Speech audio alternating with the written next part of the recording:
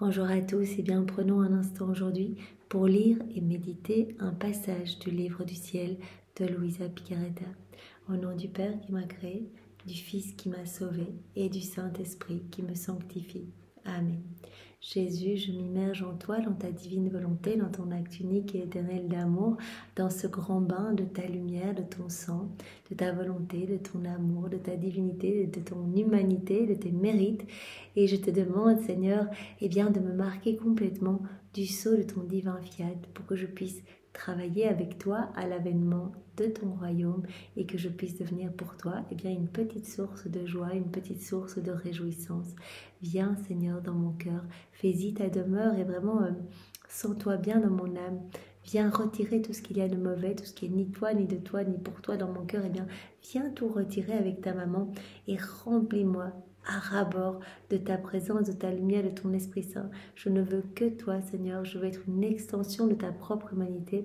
Aussi, je te demande de venir investir toutes mes actions de ta présence, d'être dans chacun de mes pas, d'être dans chacun de mes regards, de venir parler à travers ma bouche, respirer dans mon souffle, penser à travers chacune de mes pensées.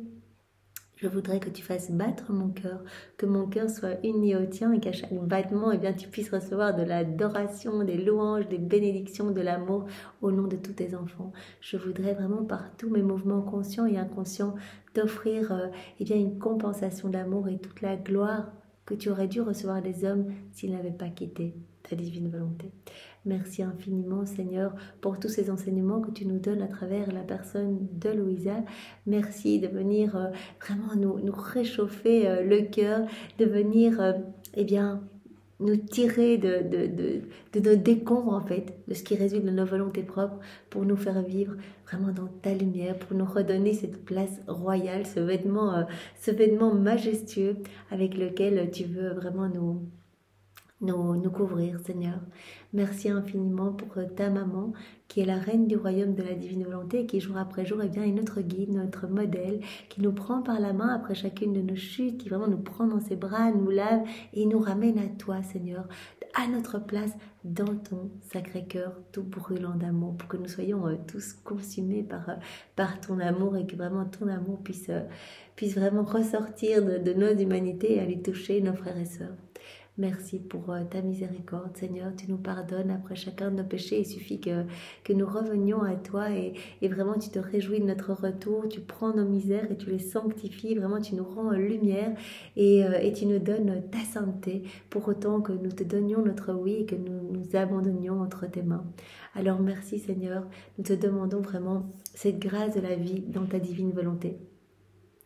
Maintenant, Seigneur, nous te demandons de t'approcher de chacun de nous et de poser tes mains sur nos têtes, sur nos âmes, nos cœurs et de venir nous disposer pour que nous puissions recevoir, accueillir ce nouvel enseignement. Que tous ces mots bénis, nous puissions les comprendre, les digérer avec ta sagesse à toi, avec ton amour à toi et que nous puissions vraiment les mettre en pratique pour que nos vies portent de beaux fruits pour toi, Seigneur, pour ta gloire.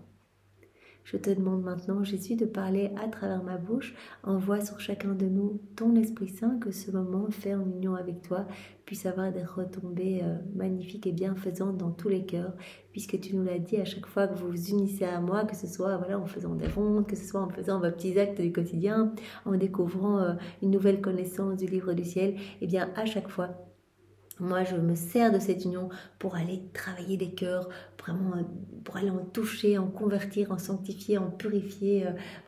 Certaines âmes vont retourner à l'église, se repentir, d'autres vont découvrir les écrits du ciel. Donc cela va faire vraiment un effet magnifique en cascade où de plus en plus d'âmes vont être touchées au plus nous nous unissons à Jésus. Alors Jésus, parle maintenant à travers ma bouche et que ce moment vraiment t'amène de la joie et que tu puisses être honoré et glorifié par ce moment. Le passage que nous allons méditer est celui du 8 mai 1927. Donc nous sommes dans le volume 21 et c'est Luisa qui parle. Dans les privations de mon doux Jésus, malgré ce dur martyre, je m'abandonne dans les bras de la suprême volonté comme sa petite fille qui grandit, assise sur ses genoux pour se nourrir à son sein, afin de vivre de sa vie et de lui ressembler. Donc ça c'est très beau, cette image, voilà. Jésus commence par nous donner cette image. Luisa elle est vraiment dans l'amertume totale, elle ne se sent pas bien parce que vraiment elle est dans le manque de Jésus, vraiment elle est dans la privation de Jésus, et elle se dit, eh bien moi je m'abandonne en fait. Je m'abandonne entre les bras de Jésus. Jésus a dit, je suis la divine volonté. Je m'abandonne dans les bras de Jésus, comme un petit nouveau-né qui s'abandonne dans les bras de sa mère. Il ne se pose pas de questions de savoir, voilà, qu'est-ce qui va se passer, même s'il est posé dans les bras d'une personne, d'un enfant, il ne va pas commencer à être vraiment stressé ou quoi. Il fait confiance. Eh bien, nous sommes appelés à cette même confiance. Voilà, venir dans les bras de notre Jésus, nous abandonner et nous nourrir à son sein, au sein de la divine volonté, afin de vivre de sa vie et de grandir dans la ressemblance avec notre Jésus. Vraiment que nous puissions devenir des images, des échos de la Trinité. Et mon bien-aimé Jésus, se manifestant en moi, me dit, ma fille, ma volonté est immense, et tout ce qui en sort porte le sceau de son immensité. La divine volonté comprend tout, les joies célestes, les bonheurs célestes, l'œuvre de la rédemption, de la création, l'œuvre de la sanctification. La divine volonté comprend absolument tout. Et donc, Jésus nous dit que la volonté est immense et tout ce qui va sortir de la divine volonté va porter ce sceau de l'immensité. L'immensité du ciel avec toutes les étoiles est sortie d'une seule parole de ma volonté. Donc nous le savons, Dieu a créé l'univers en 6 fiat. Chaque fiat a vraiment pu déjà créer des choses immenses et magnifiques. D'une seule parole est sorti le soleil avec l'immensité de sa lumière, et il en est ainsi pour toutes choses. Pour créer l'immensité de la lumière dans le monde, il m'a fallu d'abord créer l'espace où placer cette immensité de la lumière et du ciel. Donc ça c'est très important. Avant de créer, avant de donner une connaissance, comme Jésus nous en avait parlé dans un autre passage, il s'assure toujours, Jésus, de voir qu'il va y avoir l'espace pour accueillir cette création nouvelle. Chaque connaissance va être une création nouvelle pour notre âme. Chaque acte fait en union avec Jésus, eh bien, il va à chaque fois prononcer son fiat créateur pour que quelque chose de nouveau se crée en nous. Mais à chaque fois, avant de créer quelque chose, avant de donner une connaissance, il s'assure que l'âme va pouvoir accueillir, recevoir, comme il l'a fait dans la création. Pour créer l'immensité de la lumière dans le monde, il m'a fallu d'abord créer l'espace où placer cette immensité de la lumière et du ciel. Lorsque ma volonté veut parler, elle regarde d'abord s'il y a l'espace où placer le grand don de sa parole, qui peut être un ciel, une mer ou un soleil nouveau, et même plus grands encore. Une parole, on a vu tout ce qu'une parole peut créer, voilà, puisque tous ces 6 fiat ont permis de créer toutes ces merveilles autour de nous, tout cet univers, eh bien, le Seigneur, avant de déposer une parole, va s'assurer que vraiment l'âme va avoir l'espace pour accueillir toute la nouvelle création qui va découler de cette parole. C'est pourquoi ma volonté est souvent silencieuse, car il manque dans les créatures l'espace où placer l'immensité de sa parole. Voilà, si on est totalement immergé dans la divine volonté, il va y avoir cet espace pour accueillir. Mais comme l'homme rejette souvent la divine volonté et agit dans sa volonté propre, dans son âme, il n'y a plus cet espace de lumière pour accueillir. Son âme est remplie de ténèbres, de ce qui résulte vraiment de son orgueil, de ses petites activités faites seul, sans Dieu. Et c'est pour cela que Jésus, dans un autre passage, restait silencieux. En fait, Louisa demandait, mais pourquoi tu ne parles pas, Jésus, ça y est, tu as fini de m'enseigner.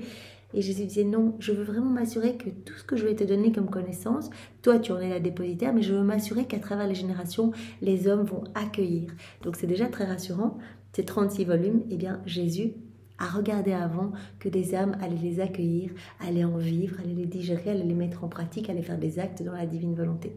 Donc vraiment, si cela nous a été donné, c'est que le royaume de la divine volonté est proche. Donc ça, c'est déjà magnifique. Avant de pouvoir parler, ma parole commence par dédoubler sa volonté, qui ensuite parle et dépose ses immenses dons. Donc voilà. Avant de parler, souvent, la divine volonté va se dédoubler. Donc, dans l'âme, voilà, elle va vraiment être établie dans l'âme pour faire comme un petit nid pour accueillir la parole, en fait. Voilà, un espace de lumière pour accueillir cette parole. Et la parole, après de la divine volonté, va pouvoir vraiment s'ancrer et générer de beaux fruits. Donc avant de parler, ma parole commence par dédoubler sa volonté qui ensuite parle et dépose ses immenses dons. C'est la raison pour laquelle, en créant l'homme, nous lui avons fait le plus grand don des grands dons, le plus riche et le plus précieux héritage. Ma volonté placée en dépôt en lui, afin de pouvoir lui parler des surprises, des immenses dons contenus dans notre fiat. C'est pour cela qu'au départ, Jésus nous dit, au moment où l'homme a été créé, eh bien, il a reçu une volonté pour qu'elle soit toujours unie à la divine volonté. Donc vraiment, il a reçu ce grand cadeau de la divine volonté. Adam, il était totalement dans la divine volonté, pour qu'il puisse accueillir toutes les connaissances que Dieu voulait lui donner. Toutes les surprises immenses, des immenses dons contenus dans notre fiat. Mais comme notre volonté dédoublée a été rejetée, l'homme a rejeté la divine volonté, donc de par la chute d'Adam et puis toutes les générations qui ont suivi, nous n'avons plus trouvé d'espace où déposer en lui le grand don de notre parole créatrice. Chaque parole crée. Et donc il n'y a plus cet espace en l'homme qui avait quitté la divine volonté. C'est indispensable qu'il y ait vraiment ce petit berceau pour accueillir la parole de Dieu. Vraiment cette lumière et vraiment ce ciel recréé dans l'âme pour pouvoir accueillir ces paroles et qu'elles puissent descendre et fructifier. Et quand l'homme a quitté la divine volonté, il n'y a plus cet espace. Et donc, comme nous dit Jésus ici, comme notre volonté a été rejetée, nous n'avons plus trouvé d'espace où déposer en lui le grand don de notre parole créatrice. Et l'homme s'est retrouvé pauvre, avec toutes les misères de la volonté humaine. Vice, maux, maladie, iniquité, voilà, tout ce qui a résulté de la chute d'Adam, en fait, lorsqu'il a quitté la divine volonté. Tu vois donc qu'entre tous les événements de mon humanité, le plus grand miracle fut de restreindre en elle toute l'immensité de ma divine volonté. Jésus dit, le plus grand miracle qui a été lors de mon passage sur la terre, eh bien, c'était que vraiment, dans ma petite humanité, j'ai pu enclore eh bien, toute la divine volonté. Les autres miracles que j'ai opérés ne sont rien en comparaison, d'autant plus qu'il était naturel pour moi de ressusciter les morts, de rendre la vue aux aveugles, la parole aux muets, et d'accomplir toutes sortes de miracles, car il était dans ma nature de faire autant de bien que je voulais. C'était tout au plus un miracle pour la créature qui le recevait. Mais pour moi, le grand miracle était de restreindre en moi ma divinité, de restreindre la divine volonté qui contient tout à l'intérieur de son humanité, de restreindre en moi ma divinité, l'immensité de ma volonté, son interminable lumière, sa beauté et sa sainteté inimitables. Toute cette grandeur, cette immensité, eh bien, le grand miracle des miracles pour Jésus, eh bien, ça a été d'enclore tout dans son humanité. Son humanité qui servait de voile à sa divinité. C'était là le prodige des prodiges que seul un Dieu pouvait accomplir. En comparaison du grand don de ma volonté, tout ce que je pouvais donner à la créature n'était que peu de choses, car tu peux voir dans ma volonté des cieux nouveaux, les soleils les plus resplendissants, des choses inouïes et des surprises inimaginables. Que Jésus peut donner, voilà, par des miracles, en guérissant des lépreux, des aveugles, etc. Il dit, ça, c'est pas grand-chose par rapport à ce cadeau que je veux faire à l'homme, que je veux refaire à l'homme, parce que depuis la chute d'Adam, la divine volonté veut se réimplanter dans les cœurs. Je veux que l'homme reçoive tout, qu'il reçoive tout, puisqu'il y a tout dans la divine volonté. Vraiment avec ses prodiges inouïs, des miracles à n'en plus finir. Vraiment l'âme, à chacun de ces mouvements faits en union avec moi, nous dit Jésus, à chaque fois que l'âme eh bien, fait un acte dans la divine volonté, il y a une nouvelle création, vraiment un nouveau soleil, des nouvelles étoiles, des choses absolument somptueuses dans son âme. Des choses inouïes et des surprises inimaginables. Le ciel et la terre tremblent et s'agenouillent devant une âme qui possède le grand don de ma volonté. Et c'est à juste titre, car il voit sortir de cette âme la vertu, la force vivifiante et créatrice contenue dans cette vie nouvelle qui a été créée par Dieu. Donc c'est magnifique. Voilà. Toute la création, nous le savons, est connectée à l'âme qui vit dans la divine volonté, voilà, qui va répéter en écho tout ce que l'âme va faire.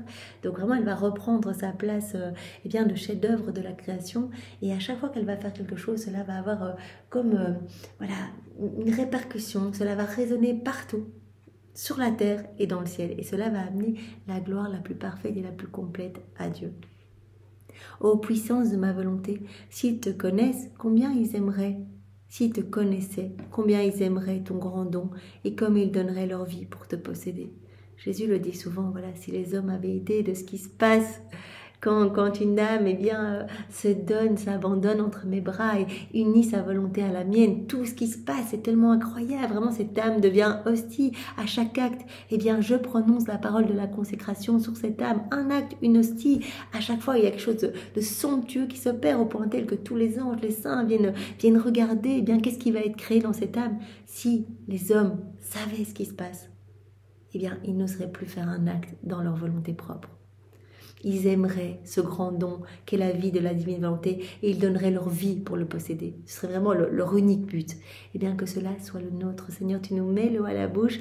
Alors vraiment que notre vie puisse être offerte pour que vraiment nous répondions au plan que tu as pour nous. Que vraiment notre vie puisse être pour toi comme des petits instruments, que nous puissions être des instruments d'amour entre tes mains. Fais de nous ce qui te plaira, Seigneur. Je continuais ensuite mes actes dans la divine volonté et mon doux Jésus ajouta « Ma fille, la créature qui vit dans ma volonté a en elle cette même divine volonté qui domine et qui règne, et son âme possède alors sa puissance, sa force, sa sainteté, sa lumière et ses biens. » Voilà, l'âme qui se plonge dans la divine volonté, qui fait des actes dans la divine volonté, va acquérir tous les attributs divins, toutes les qualités divines de Jésus. Il vient avec tout, en fait, il s'installe avec tout. Et donc, l'âme va commencer à posséder la puissance de Dieu, sa force, sa sainteté, sa pureté, sa patience, sa douceur, etc. Donc, notre personnalité va vraiment se changer. Et nous allons petit à petit grandir dans cette ressemblance avec Jésus qui cherche à nous amener à la perfection, en fait. Il voudrait que nous soyons d'autres petits Jésus sur la terre. La divine volonté règne dans l'âme, et comme elle a en elle sa puissance, les faiblesses humaines, les passions, les misères humaines et la volonté humaine deviennent sujettes à la puissance et à la sainteté de la suprême volonté. Voilà, donc vraiment nous avons le choix, choisi ou la vie ou la mort. Soit nous choisissons d'agir dans nos volontés propres. À chaque acte, on a le choix, on agit tout seul, sans Jésus, on ne l'appelle pas dans notre action, notre acte devient un acte de ténèbres, en fait on rajoute quelque chose de sombre en nous, on étouffe un peu plus la divine volonté qui est en chacun de nous, sinon on ne serait pas en vie, c'est la divine volonté qui nous maintient en vie, et donc soit on l'étouffe en disant on agit tout seul, soit on choisit la vie, on unit notre acte à Jésus, on unit notre volonté à la sienne, tout devient lumière, merveille en nous, et il nous dit ici, vraiment magnifique, nos mauvaises passions, nos mauvaises tendances, nos mauvais désirs, tout ce qu'on a l'habitude de faire de mauvais, tout cela va perdre en importance. Vraiment, tout va être nettoyé puisqu'on laisse de la place à la divine volonté qui va pouvoir régner en souveraine, en reine dans notre cœur. Voilà. Face à la puissance et à la sainteté de la suprême volonté, nos petites faiblesses humaines vont vraiment disparaître. Donc c'est magnifique. Donc vraiment, on voit, au plus on va faire des actes dans la divine volonté, au plus nous allons nous transformer et nous allons devenir meilleurs et nous allons vraiment grandir dans cette ressemblance avec notre bien-aimé Jésus. Par conséquent, face à cette puissance, elles sentent que leur vie leur est enlevée, toutes ces faiblesses. La faiblesse sent qu'elle a été vaincue par la force irrésistible du divin fiat. La ténèbre sent qu'elle est envahie par la lumière. En fait, tout se remplit de lumière. Chaque acte, chaque mouvement, même nos mouvements inconscients, les cellules qui bougent à l'intérieur de nous, notre respiration, notre digestion, etc.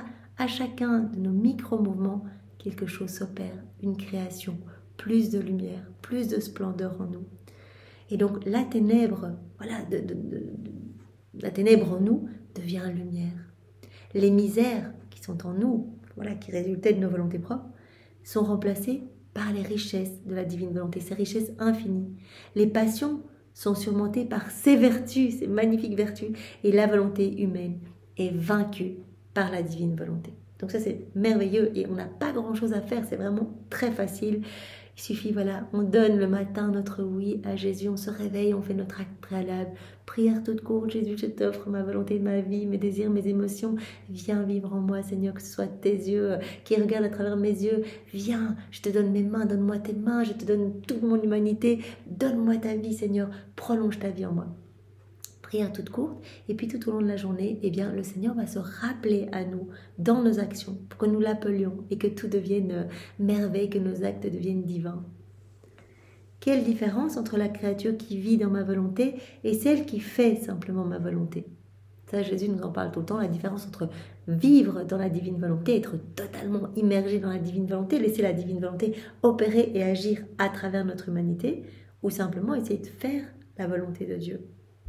C'est la différence bien, des saints que nous connaissons, ces magnifiques saints que nous aimons et que nous prions, et des saints maintenant des derniers temps. Le Seigneur nous promet cette sainteté qui n'est plus une sainteté humaine, qui s'acquiert vraiment par l'exercice de vertu, de mortification, de sacrifice, etc.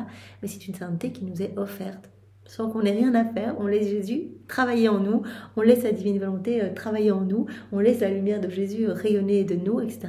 Et tout devient acte fait par Dieu. Donc vraiment, tout a des répercussions, des milliers d'âmes sont sauvées à chacun de nos mouvements, etc. La première, donc l'âme qui vit dans la divine volonté, la possède, on devient propriétaire. Jésus nous appelle à revenir à cette place, pour laquelle nous avons été créés, c'est-à-dire enfants de Dieu où tout nous appartient. Il veut nous donner son royaume, son trône, il nous donne tout. C'est la place de propriétaire, on fait partie de la famille royale. La première la possède et la tient à sa disposition. La seconde, donc l'âme qui fait la volonté de Dieu, elle est sujette à ses passions, à ses tendances. Parfois, elle essaye de pratiquer, par exemple, la patience. Elle se trouve dans une situation où elle n'arrive pas à être patiente, boum, elle rechute, etc. Donc, vraiment, c'est par l'exercice vraiment de courage, on essaie de pratiquer des vertus, etc. La seconde est sujette à ma volonté et ne la reçoit qu'en fonction de sa disposition, en fonction de son ouverture de cœur, de ses dispositions, de ses prières, de ses sacrifices. Elle va recevoir les effets de la divine volonté. Mais elle ne va pas la posséder comme l'âme qui vit complètement dans la divine volonté. Et entre le fait de la posséder et celui de la recevoir, la distance est aussi grande qu'entre le ciel et la terre. Soit on la possède complètement, tout est en commun entre nous et Jésus, ça c'est magnifique, on vient avec notre petite misère, c'est comme si on mettait notre petite goutte noire dans un océan de lumière, et bien directement on est embrasé, on ne sait plus qui est qui, et donc tout nous appartient. Jésus vient avec tout, donc il vient véritablement s'installer dans notre cœur. Et celui qui doit grappiller une grâce, la demander, vraiment recevoir les effets de la divine volonté au prix de terribles sacrifices. Donc Jésus dit, la différence est aussi grande qu'entre le ciel et la terre. La différence semblable à la créature qui possède d'immenses richesses est celle qui ne reçoit chaque jour que ce qui lui est absolument nécessaire. Donc voilà, juste le petit pain, le petit pain pour survivre sur la journée, ou alors posséder les immenses richesses, etc. Donc Jésus nous prend cet exemple pour nous montrer vraiment cette énorme différence entre vivre dans la divine volonté et faire la volonté de Dieu. C'est pourquoi celle qui fait ma volonté, mais ne vit pas en elle, est contrainte de ressentir des faiblesses. Voilà, celle qui essaye de faire la volonté de Dieu, elle va ressentir tout le temps ses faiblesses remonter, ses mauvaises passions, etc. Ça va être une lutte continuelle pour vraiment les étouffer. Et cela va dépendre en fonction des circonstances. Et les actes qu'elle va faire n'auront pas une grande portée. Tandis que quand on vit dans la divine volonté, comme ce n'est pas nous qui agissons en nous, tous les actes ont une portée incroyable. Une portée qui va aller toucher des âmes du passé et du futur. Donc, on peut devenir les plus grands missionnaires qui soient en restant chez nous, en faisant notre petite vaisselle dans la divine volonté. On laisse Jésus agir et directement, il va purifier, laver les cœurs, etc. Donc, c'est vraiment magnifique. Donc, l'âme qui ne fait que la volonté de Dieu, mais ne vit pas en elle, est contrainte de ressentir ses faiblesses, ses passions et toutes les misères qui forment l'héritage de la volonté humaine. Donc, c'est une lutte pour vaincre contre cela. Telle était la condition d'Adam avant qu'il ne se retire de la divine volonté. Donc lui, il était totalement dans la divine volonté. Son créateur lui avait fait ce grand don qui contenait tous les autres. La divine volonté contient tout. Donc il avait les attributs divins, il recevait continuellement des grâces, des cadeaux. C'était vraiment une pluie continuelle de bénédictions et vraiment son âme se remplissait à ras-bord de sainteté, de puissance, de force, de tout, de pureté. Et tout ce que son âme ne pouvait enclore, cela repartait en action de louange, de bénédiction, d'amour. Il y avait vraiment ce reflux d'amour. Et donc la Trinité redonnait encore, mais en redoublant encore de cadeaux. Adam prenait, redonnait, etc. Donc vraiment, nous sommes appelés à revenir à cette place et à être dans ce juste retour d'amour. C'est pour cela que Jésus nous appelle à faire ces rondes pour donner de l'amour, puisque son amour se trouve partout dans la création et que personne n'y répond. Les hommes prennent, se servent, vont manger des fruits, vont pêcher, vont profiter du soleil, mais personne ne voit derrière la divine volonté qui travaille, qui opère, qui vraiment conserve les qualités divines pour les donner aux hommes. Donc tout le monde se sert, comme des petits voleurs, comme Jésus le dit parfois, mais personne ne rend de l'amour. Donc nous sommes appelés voilà, nous petits maillons à la suite de Louisa, on essaye de vivre dans la divine volonté, eh bien, à donner de l'amour à Dieu au nom de tous ceux qui ne répondent pas à son amour. Vraiment, à rétablir cet équilibre entre le ciel et la terre. Donc Jésus prend, voilà, cet exemple d'Adam. Son créateur lui avait fait ce grand don qui contenait tous les autres, contient tout la divine volonté.